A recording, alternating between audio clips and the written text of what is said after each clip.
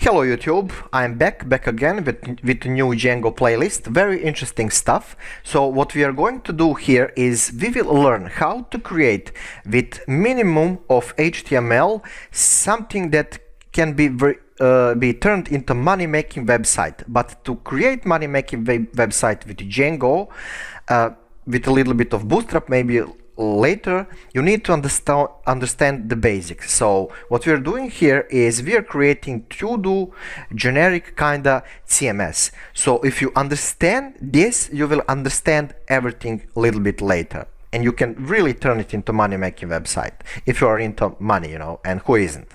So we have our system here, Django server running normally and totally correctly on port 8000 on localhost, and we see requests from end user, which in this case is just me on localhost, obviously. So where I was? Yeah, so what we are going to do here is we will create really simple index page where you can check new posts that you will define where, here, see, new posts. And the question is, okay, we will see those posts here. That's fine, that's cool, that's totally normal and understandable. But where we will change it? We will change it into admin section of default Django kinda control panel. And let me just briefly add test post number 3 to, so you can see what I'm talking about. So new posts, and immediately, let me show that to you. Immediately you will see that request into server. So let's go to home and refresh. See, everything works totally nice when you click. But please note, see this slash here, when I click on new post, the system will transfer us, our system will transfer us to specific route. So that route is dedicated for entering new posts. Okay, see? Right here. So the same thing. Okay, now let's add test post number 3, and the content will be something to do tomorrow, something like that, or something more, who cares.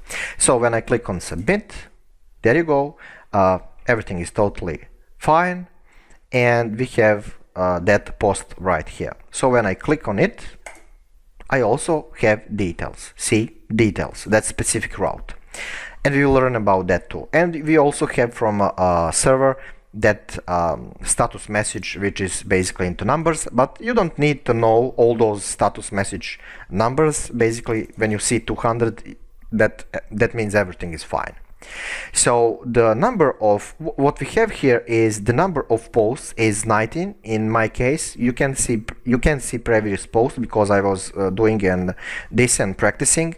And you have title, you have actual content, and you have some metadata like when the entry was done. Then either you can click here to go to home, or here, it's up to you. Well, we just want to change something, because when I click on home, I don't have that option to change or delete. And as I said, we will use Django admin default control panel to do that. So let's click on admin. Did I click? Yes, but I need to wait for something to happen. Okay, so waiting for localhost. The Django is working. For some reason, doesn't respond very nicely. So let me just kill the server. Okay, so there it is. I think it's because of caching. So let me just briefly restart the server. And this is how you start server. You just type python manage py run server, but we are going to learn about that too. So where I was, let's go again to home page. Okay, everything is nice. Let's go to admin, and okay, we can continue. So what was the credentials that I was using? Something extremely secure, like admin, login, and please observe here what's going to happen. Everything is fine. Now we are in control panel. So let me just minimize this down there, and let me reposition things on screen. So this is Django basically administration, and this is what we have in a header. basically we can go to view our site, so that this is kind of backlink, and we can change password, which we can do, but we don't care about that because this is testing system, and we can go out from the control panel. Now this is the list of recent action that was I doing couple of some time ago. And this thing is dedicated here. This part is dedicated for user accounts, specific individual users and groups. Why is that important? It's important because it's like in Linux or BSD or Unix or on Windows, you are creating basically groups with specific permissions. So you don't need to think about every individual user. You just set what specific group can do, and then you assign specific user to that specific group. Basically, you're saving yourselves a little bit of time. And of course, you can define that new user here. Okay, but we will talk about that too. So this is the place for our application, for options in our application. And right now I have just only this one application and this one option, like posts. But of course, because Django can create very big stuff, you will over time learn how to activate many applications with many options into your Django control panel. I mean, I'm using the term control panel here, but Django administration panel or something. So when I click on posts, I of course see it, and I can do something with those posts, like I can go it on them, I can change something here totally normally. Oops, did I delete? No, take me back. So I can change things here.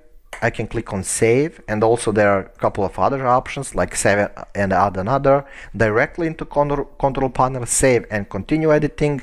But let's just delete everything what I have here.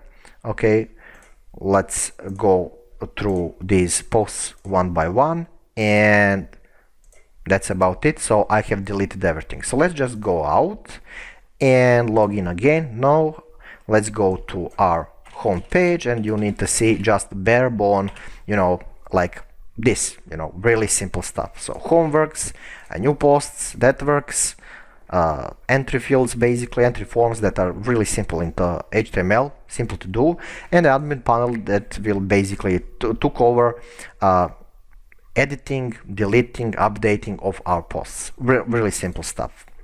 So as I said, later when you learn alongside with me a couple of new things, and I also have a lot of playlists on my channel for Bootstrap and for CSS and so on. You can turn this into really nice money making website or something useful on your internet.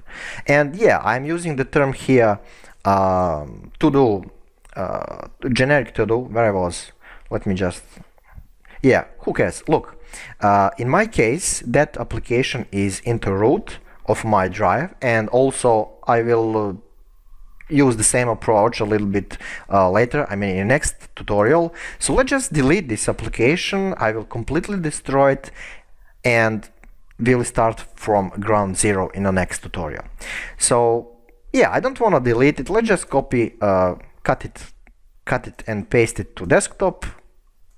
Okay, and yeah, try again. The action can't be completed because the folder or a file in it is open in another program. Oh yeah, stupid me. So that was extremely dumb. So let's get out from control panel and let's try again.